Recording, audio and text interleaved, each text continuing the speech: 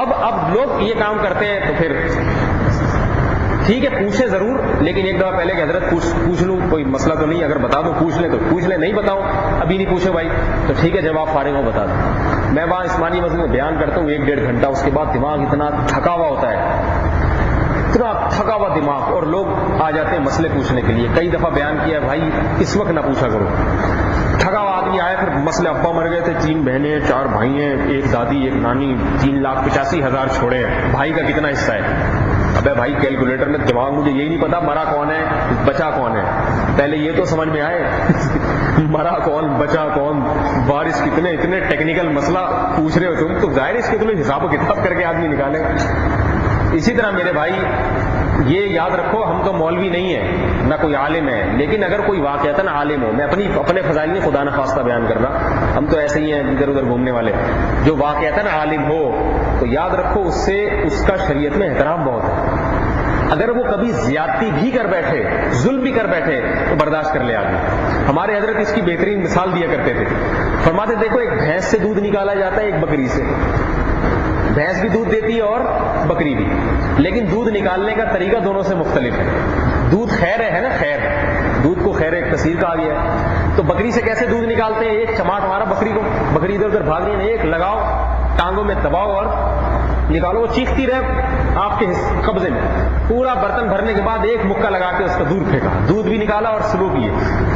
بھینس چونکہ ہوتی ہے طاقتور، اس کو ایسے نہیں کر سکتے، یہ لگایا مکہ، بینک ایک سینگ لگا کے ادھر پڑا ہوا ہو۔ بھینس اگر کبھی غصے میں آئی بھی ہو نا، مارتے نہیں ہیں اس کو، ایسے پیار کریں گے، ایسے بڑے آرام سے یوں یوں۔ آج کل تو ٹیکے لگاتے تھے، یہ اس وقت کی بات ہے جب ٹیکے نہیں لگاتے تھے، ایسے آرام سے پیار کر کے اس کی بڑے آرام سے نکالتے ہیں۔ پھر اگر ایک ٹانگ یوں مانے تو پیچھے ہٹ جائے گا، وہ بولے ابھی تھوڑا اس کو غصہ اترنے دو آرام سے۔ اب یہ نہیں کہ بھینس نے ایک ٹانگ لگائی تو آپ نے جا کے بھینس کے جبڑے پہ ایک مکہ مارا، آپ کو پتا ہے مکہ مارا تو پھر یہ دونوں ٹانگیں مارے گی، تو بڑے آرام سے اس کو پیار بھی کر رہے ہیں، دودھ بھی نکال کے پھر اس کو پیار کر کے بڑے آرام سے۔ تو حضرت فرماتے تھے پہلے لوگ علماء کو بھینس سمجھتے تھے، اب بکری سمجھتے ہیں، صحیح ہے، مسئلہ بھی پوچھتے اور ایک مکہ لگا کے۔ کوئی ٹائم نہیں ہے مسئلہ پوچھنے کا، جب چاہو سوار ہو جاؤ اور پھر مسلط ہو جاؤ، ابھی بتاؤ، اور پھر اس کے بعد بھی اگر آپ کی مرضی کے خلاف مسئلہ بتا دیا تو غصہ آ جائے گا، یہ کیا ہے، یہ کیوں بتایا، یہ کوئی بات ہے؟ تو فرماتے تھے کہ علماء سے اگر کبھی زیادتی بھی ہو جائے، زیادتی ظلم بھی ہو جائے تو انسان یہ سوچ کے برداشت کر لے کہ بھائی ان سے اتنی خیر معلوم ہوتی ہے، اگر آج ظلم ہو گیا تو کیا ہو گیا؟ باپ اگر کبھی زیادتی کر بیٹھے تو اولاد کو اجازت ہے کہ انتقام لے اس سے؟ نہیں جاتی۔ کیوں اجازت نہیں؟ اس لیے کہ باپ کے احسانات اتنے ہیں کہ اگر زیادتی ہو گئی تو کوئی ایسی بات نہیں ہے۔ تو میرے بھائی علماء کا بھی یہ ادب ہے کہ ان سے جو ہے باتیں پوچھی تو ضرور جائیں۔ یہ آج کل بہت سے لوگ پوچھتے بھی نہیں ہیں، یہ بھی غلط ہے، پوچھیں۔ مجھ سے لوگ کہتے ہیں ہم مسائل پوچھیں، کس وقت پوچھیں؟ میں کہتا ہوں جب چاہیں آپ فون کر لیں، میں مصروف ہوں گا تو فون اٹھاؤں گا نہیں بس، اور اگر اٹھا لیا فون، آپ کا مسئلہ ذرا پیچیدہ ہے، اس وقت جواب دینا مشکل ہے، تو میں کہہ دیتا ہوں بھائی بعد میں فون کریں، تو وہ بعد میں کر لیں، پھر اس وقت مسلط نہ ہو جائیں گے، نہیں ابھی تو اتنی آزادی دی ہوئی ہے۔ تو ہم تو کہتے ہیں بھائی پوچھو، لیکن مسائل پوچھو، اوٹ پٹانگ باتیں نہ پوچھو، یہ بے ادبی۔ اوٹ پٹانگ باتیں، وہ جن چڑیلوں کی باتیں ہمیں نہیں آتی الحمدللہ، بس جن چڑھ گیا چڑیل آ گئی ہے، یہ ہو گیا سفلی، جادو ٹونے، اوٹ پٹانگ، یہ چیزیں نہیں آتی ہمیں، اور اللہ سکھائے بھی نہیں یہ اوٹ پٹانگ چیزیں۔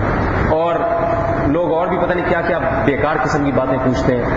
ایک آدمی کا فون آیا کہ حضرت یہ ہیجڑا اگر مر جائے تو غسل کون دے گا؟ میں سمجھا واقعی کوئی ہیجڑا مر گیا بیچارہ، سچا واقعہ سنا رہا ہوں۔ تو میں نے فون ریسیو کیا، حضرت ہیجڑا مر جائے تو میں نے کہا یار، میں بیٹھا ہوا اپنی والدہ سے ملنے گیا تھا ماڑی پور، سب بہن بھائی بیٹھے ہوئے ہیں، بات چیت ہو رہی ہے، اب مسئلہ آ گیا، میں نے کہا یار چلو آج یہ بھی آیا، دیکھنے کا موقع ملے گا۔ تو میں نے کہا کہ بھائی جواب تو مجھے معلوم تھا، میں نے کہا اگر اس میں مردانہ علامتیں زیادہ ہیں تو مرد غسل دیں، اور زنانہ علامتیں زیادہ ہیں تو عورت غسل دیں۔ پہلے تو مجھے تعجب اسی پر تھا کہ ہیجڑا مرا، وہ بول ہم نے کبھی سنا ہی نہیں کوئی ہیجڑا، ویسے مرتے تو ہیں یقیناً لیکن کبھی سنا نہیں۔ تو میں نے کہا چلو، لیکن میں نے کہا کہ اگر مردانہ علامتیں زیادہ ہیں تو مرد غسل دیں، زنانہ ہیں تو عورت۔ کہتا ہے نہیں بالکل درمیانہ، بالکل بیچ کا ہے، بالکل آدھی آدھی برابر۔ میں پریشان، میں نے کہا آپ کو تو ہیجڑا مرا، اوپر سے ایسا بٹوین والا ہیجڑا، بالکل بٹوین سے ایسا ہیجڑا۔ تو میں نے کہا کہ بھائی یہ مسئلہ ذرا میں دیکھتا ہوں. مجھے معلوم تو تھا لیکن تردد تھا، کیونکہ جو چیز آدمی کم سننے کو ملتی ہے اس کی تحقیق بھی کم ہوتی ہے. مجھے یہ مسئلہ تو معلوم تھا کہ ایسے ہجڑے کو تیمم کرایا جائے گا جو بالکل درمیان، اس کو غسل نہیں دیا جاتا، تیمم کر کے دفن کیا جاتا ہے. لیکن میں نے کہا میں ذرا دیکھتا ہوں کتابوں میں، آپ تھوڑا 10 منٹ بعد فون کریں.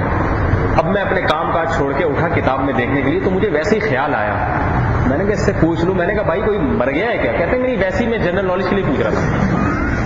میں نے کہا یار آپ، میں نے اس سے کہا، میں نے کہا آپ کا دماغ خراب ہے، ہم کیا فضول آپ کی جنرل نالج میں اضافے کے لیے بیٹھے ہوئے ہیں؟ فارغ ہیں، ہمارے کوئی دنیا میں کام نہیں ہے. میں نے کہا اس کو میں نے ڈانٹ لگا کے فون بند کیا اور بیٹھ گیا. ایسے لوگ بھی ہیں دنیا میں بھائی.